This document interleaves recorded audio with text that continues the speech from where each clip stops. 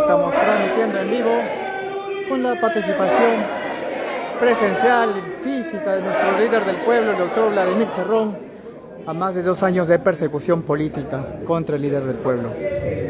Hoy presente en este 18 aniversario de nuestro glorioso partido Perú Libre. A continuación, las palabras del camarada Vladimir Cerrón. Distinguidos camaradas del Comité Ejecutivo Nacional, secretarios regionales, provinciales y distritales del partido, invitados de honor a este acto conmemorativo y distinguida instancia.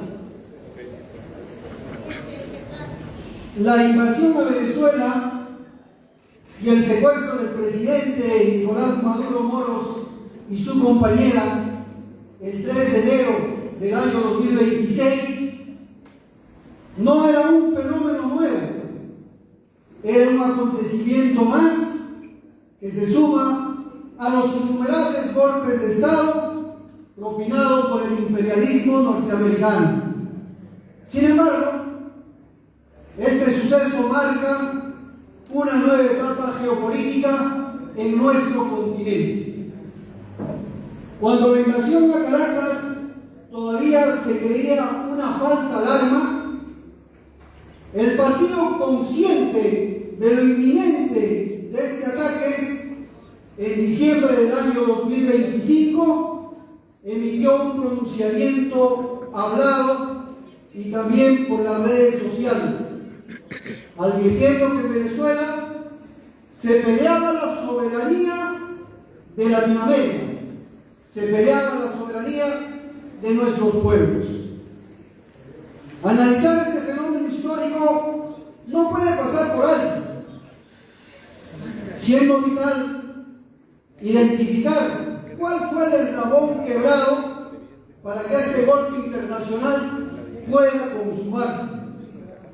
Golpe que ha repercutido, como les repito, en toda América Latina, pero esta vez por un imperialismo más fuerte y que avanza con mayor impunidad y sin mayor resistencia que Cuba y Nicaragua.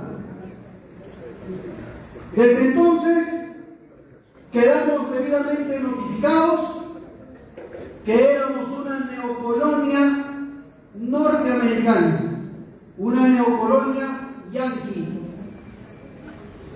lo que les da el derecho a ellos, el derecho tácito obviamente, de poner al presidente que ellos quieran o simplemente enviar un virrey que opera en la sombra en nuestro país.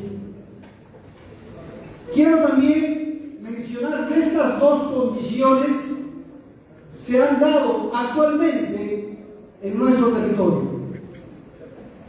La otra cara de la moneda que nos permitió ver este suceso es que no habrá potencia extranjera dispuesta a enfrentar al imperialismo para disputarle lo que Estados Unidos considera su zona no negociable, su área de influencia o su área de seguridad hemisférica, que es América Latina. Por lo mismo que esta tarea de defensa le compete exclusivamente a los revolucionarios latinoamericanos, quienes deben prepararse para una lucha ardua y de prolongada resistencia. Este análisis internacional sería incompleto si es que no recordamos la gran contribución de Fidel Castro Ruz, quien al día de hoy, 13 de agosto, cumple 100 años de su natalicio.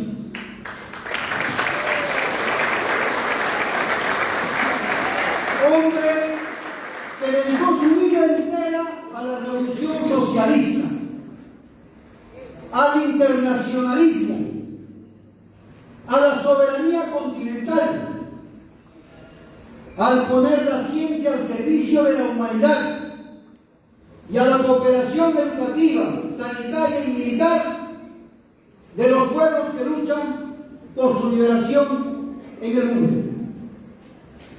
Honrosamente, soy testigo personal de su valía, paradigma moral, combatividad, intransigencia de la deslealtad, resistencia en tiempos difíciles, sesudas reflexiones, humildad como ninguno, y de su fe inquebrantable de que una patria mejor siempre es posible. Fidel, además, nos demostró que las conquistas de la Revolución cubana no eran un fenómeno nuevo a partir del 1 de enero de 1959, sino más bien era la continuidad de los esfuerzos de Carlos Manuel de Céspedes, de José Martí, de Antonio Maceo y de Julio Antonio Mella. Lo que quiere decir, y él lo remarcó en 1968 con la siguiente frase: en Cuba ha habido solo una revolución. Esto mismo sucede en Venezuela, sin lugar a dudas y sin temores, camaradas. El chavismo en nuestro continente es la continuación de los esfuerzos de Bolívar, de Miranda, de Hugo Chávez y de Nicolás Maduro. Todos en aras de consolidar la patria grande, esa patria que siempre la anhelamos. En el plano nacional, el imperialismo fue limpiando el camino a la derecha, que considera más confiable a la oligarquía, y para ello ilegalizó partidos políticos, encarceló dirigentes y líderes y retrasó fallos que el pueblo consideraba importantes. Así, el resultado en el Perú no podía ser diferente a los resultados obtenidos en Honduras, en Ecuador y Bolivia, entronizándose una vez más esta derecha por la razón o por el fraude. Estando así las cosas, la consolidación del dominio estadounidense sobre nuestro continente es un hecho real. Veo una explicación a la militancia y a la ciudadanía del largo periodo clandestino, cerca de 3 años, motivado por evitar una carcelería injusta, arbitraria e inconstitucional, por el caso Aeródromo Huanca, cuyo objetivo subrepticio siempre fue evitar el triunfo del Perú libre. Su objetivo fue no cometer el error del año 2021 de permitir el triunfo al único partido socialista que llegó a ganar un gobierno nacional por la vía electoral en la historia republicana de este país. Para tal fin, movilizaron a sus operadores judiciales, logrando una sentencia para que luego fuera revocada por 2 órganos de cierre. El Tribunal Constitucional, el 3 de diciembre del año 2024, emitió su fallo por la nulidad, precisando que el juzgado emitió una sentencia en un caso prescripto. Por otro lado, la Corte Suprema, el 26 de marzo del año 2025, emitió un fallo absolviéndome de todos los cargos penales al considerar que la sentencia era, con sus propias palabras, insostenible y arbitraria, como reza el escrito. Esto terminó por ratificar que estábamos frente a una persecución política que el partido ya lo había denunciado, pero que hoy queda escrito para la historia judicial. Sin embargo, mientras la ilegal sentencia estaba vigente, esta sirvió para dictar una ilegal prisión preventiva en otro proceso penal paralelo, del cual no existe hasta hoy en día ni siquiera una acusación fiscal. Esta medida fue apelada y corrió la misma suerte en el Tribunal Constitucional el 21 de julio del año 2026, cuya argumentación más resaltante dice: muchas veces se utilizan los procesos penales como mecanismo de persecución política. Frente a este oprobio, son destacables los esfuerzos militantes movilizados físicamente reclamando libertad, plantones, encadenamientos, marchas de sacrificio a través de los Andes, pintas, entre otros esfuerzos que merecen nuestra admiración y agradecimiento.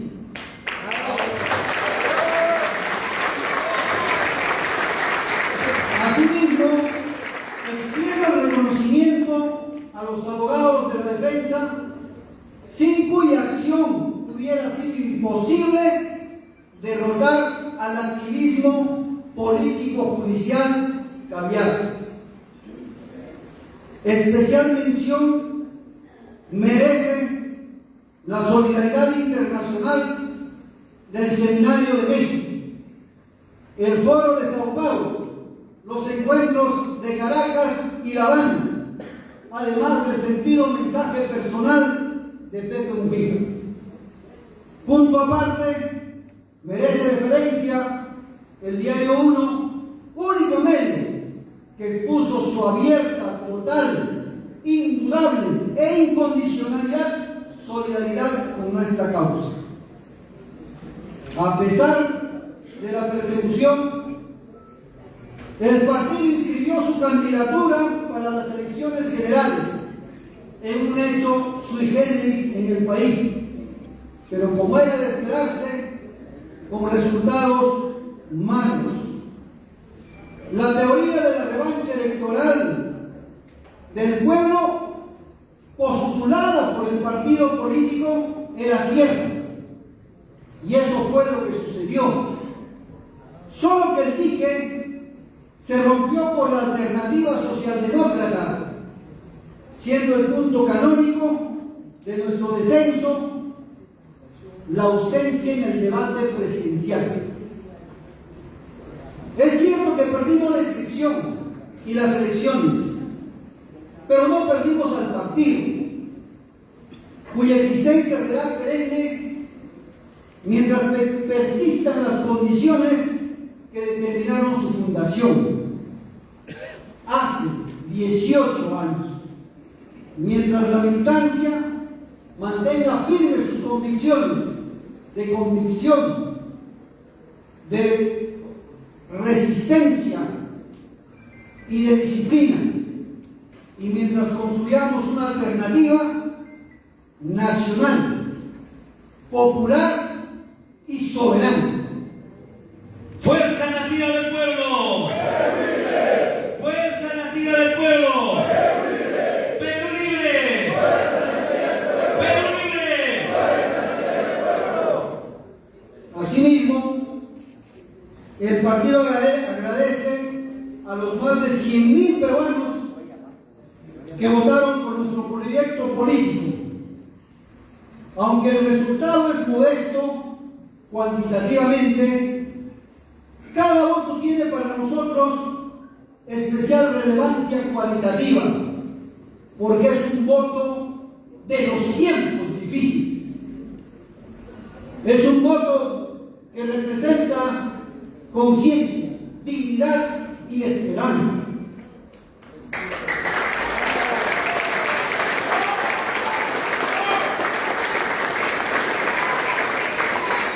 En espacios donde priman el poder económico, la propiedad sobre los medios de producción, entre ellos los medios de comunicación masiva, mantener una propuesta socialista adquiere un enorme valor moral. Ningún esfuerzo militante es en vano cuando se lucha con principios. Ningún voto se pierde cuando el voto es una voz de protesta sobre el miedo, sobre el silencio. Por el contrario, uno pierde su voto cuando lo hace por inercia, lo hace por daño, coacción, derrotismo o por simplemente optar por el famoso mal menor. Esta es la segunda vez que la candidatura natural del partido es impedida de postular a la presidencia, utilizando siempre mecanismos de lawfare o guerra jurídica o falsos positivos judiciales, como quieran decirlo. El año 2000, una sentencia del caso Sarmiento Loyola impidió la postulación del año 2021, la misma que, pasados los comicios, fue anulada. Este año 2026, a pesar de haber inscrito la candidatura, esta no pudo desplazarse a ningún pueblo del Perú profundo debido a una orden de captura nacional e internacional recompensada con $500,000 de soles, medida también que fue declarada nula pasadas las elecciones. Estas maniobras le dieron toda la ventaja a la derecha y a la socialdemocracia caviar, quienes ganaron las elecciones y obtuvieron un número de representantes en el Ejecutivo y el Legislativo.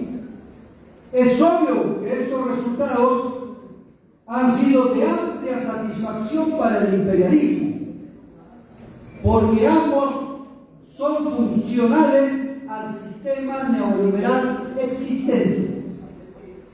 Así, Engels sostenía que el sufragio universal no significaba por sí mismo la desaparición del dominio de clase, sino que solo era un medio donde la clase trabajadora o la clase proletaria podía medir sus fuerzas organizándose y luchando políticamente, sin llegar a ser una garantía automática de poder.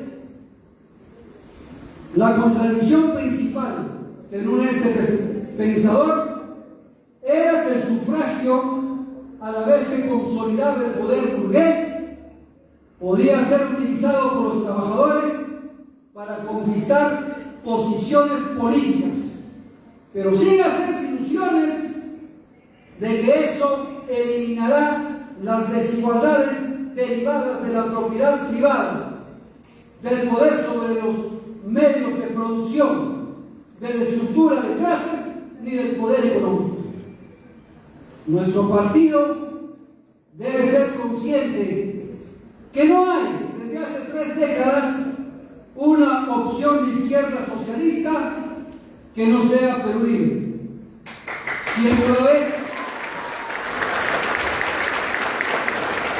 Siendo a la vez un enorme compromiso. Existen sí agrupaciones que dicen ser de izquierda en un país donde ahora cualquiera puede ser de izquierda. Empero son una izquierda que condena la revolución bolivariana, apenas defiende la revolución cubana, aplaude el derrocamiento de la revolución boliviana, se indigna de apoyar a la revolución nicaragüense, rechaza definirse antiimperialista, reinterpreta el marxismo para adaptarlo a la agenda globalista, siendo remunerados a través de sus ONGs. Esa izquierda es la que no quiere confrontación social y condena todo tipo de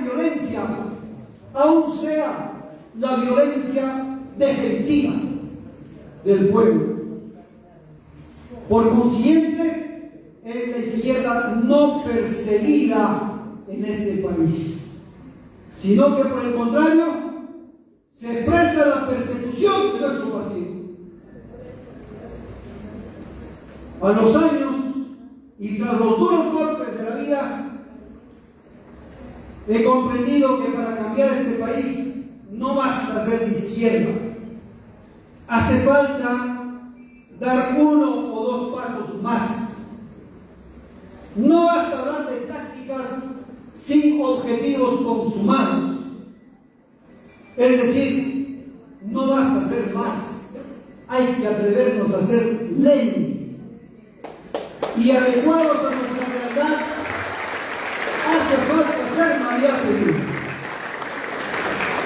Sin este último complemento, camaradas, corremos el riesgo de caer en la socialdemocracia, en el progresismo, el revisionismo, el claverismo o algo peor, un militante inorgánico del imperialismo.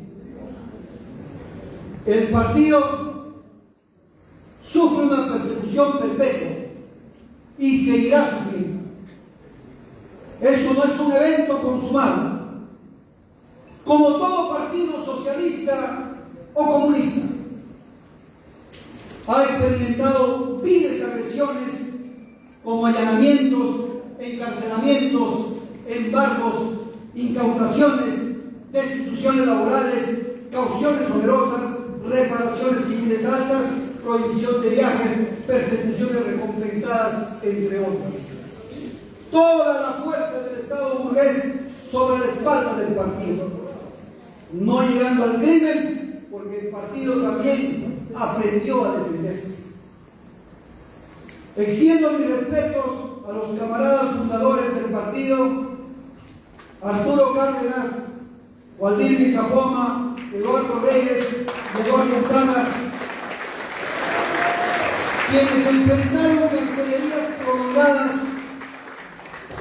injustas, pero mantuvieron intactas sus convicciones.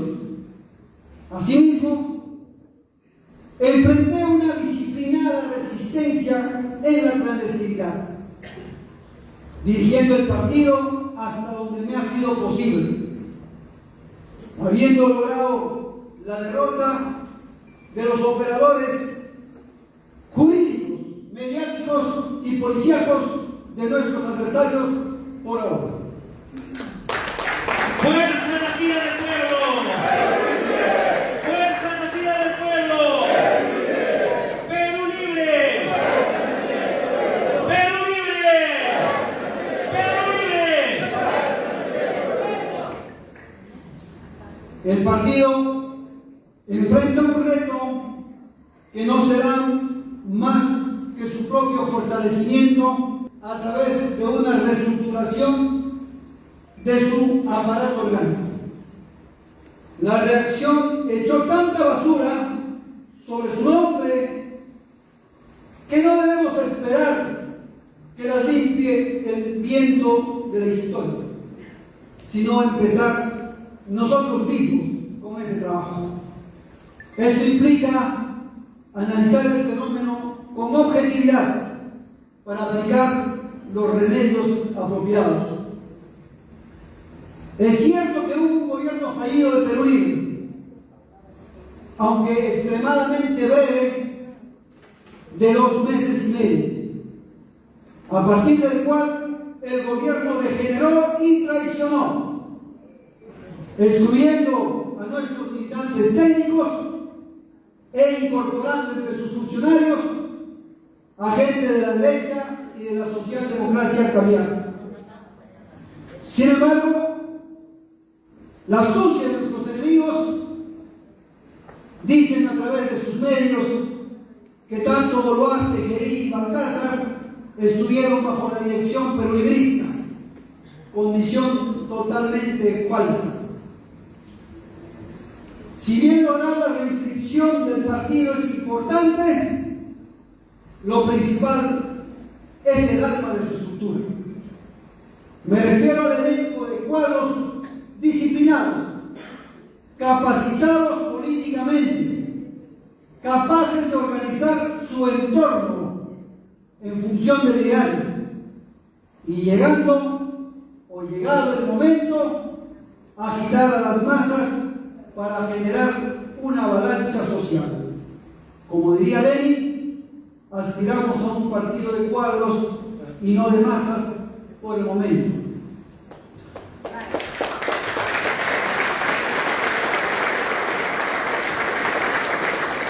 Es importante, camaradas, que el pueblo nos vea actuar consecuente a nuestras ideas, valores y principios, trabajando dignamente para sostener nuestras vidas, puesto que si no resolvemos nuestras necesidades elementales, sería sospechoso dedicarse a la política como se debe, o equivocadamente esperar que el partido resuelva nuestras necesidades elementales. Finalmente, soy partícipe de que los socialistas y comunistas debemos exponer abiertamente nuestras ideas, pero con argumentos de calidad. Aunque parezca paradójico, en este punto no soy partícipe del clandestinaje, salvo en circunstancias excepcionales.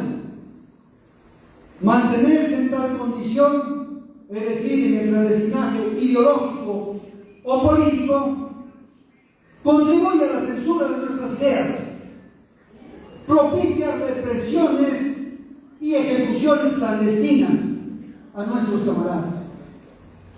Debemos hacer escuchar diariamente a la oligarquía, como también a nuestro pueblo, nuestros principios y fines, para que no les suene ajeno ni satánico, sino que sea una costumbre. ¡Viva el 18 aniversario del partido! ¡Viva! ¡Hasta más allá! Muchas gracias. ¡Fuerza Nación del Pueblo! Palabras del doctor Vladimir Cerrón Rojas, secretario general nacional del Partido Político Nacional del Uruguay. Un abrazo fuerte, por favor. Voy a invitar a un miembro del CEN, por favor, para que haga entrega correspondiente de un recordatorio y sobre todo para el doctor Vladimir Cerrón.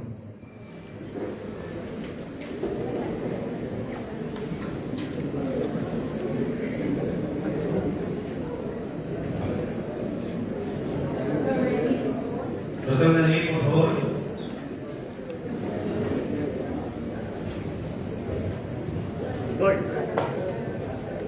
Voy. ¡Fuerza nacida del pueblo! ¡Fuerza nacida del pueblo! ¡Fuerza nacida del pueblo! ¡Pueblo libre! ¡Pueblo libre! ¡Hasta más allá! ¡Hasta más allá! ¡Hasta más allá! Voy a invitar a todo el comité ejecutivo, por favor, para que pueda acercarse para una foto con el doctor Vladimir Cerrón. Por favor, una foto. Ya, ok, a ver si, ¿no?